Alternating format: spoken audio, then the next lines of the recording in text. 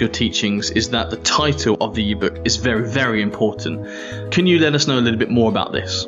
Yeah, absolutely. So I like to call the title the first line of defense, right? You think about it in war times or whatever you have the first line, the second line, the third line.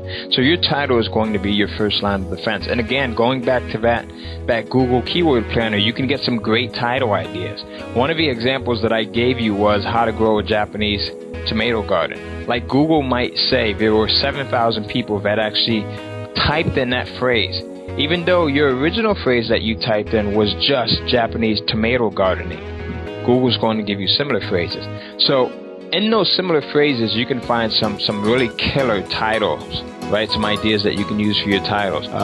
Now, the reason why your title is so important is because most people pay more attention to the title than anything else. If it doesn't attract them, if it doesn't speak directly to them, then they're just going to bypass your ebook and go on to the next one.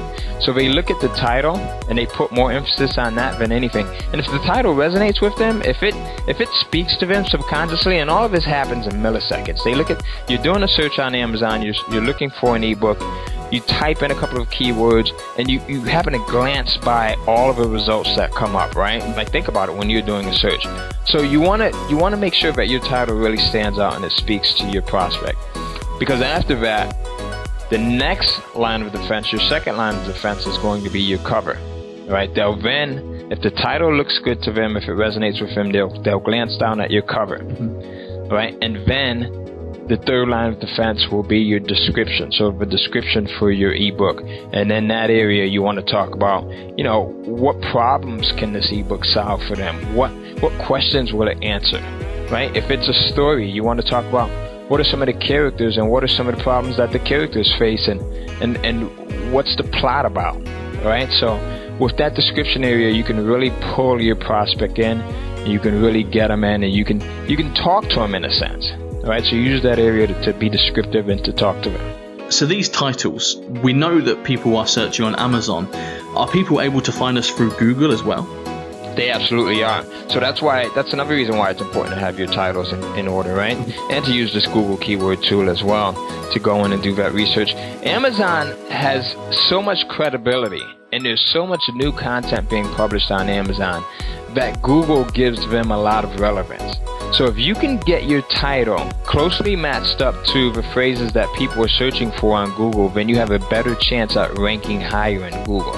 And to get a higher ranking in Google is something that typically costs money. Like if anyone's listening to this podcast and you know anything about SEO, which is search engine optimization, you know that to get a third place, second place, or first place ranking on Google can be pretty costly. Not only that, but it can take a lot of time. But because of the weight that Amazon holds with Google and the credibility that Amazon.com has, getting the right title in place, can get you listed higher on Google, which in turn can go in and result in more sales. So imagine if someone's doing a search on Google, right, and they're searching for information, and because your book is listed on Amazon, if they type in the right phrases, then your book's title will appear on Google, right? And there's a higher chance that they'll click over to Amazon as a result of seeing your title on Google and then go in and purchase that ebook. So it just gives you more leeway to have your titles properly correct in place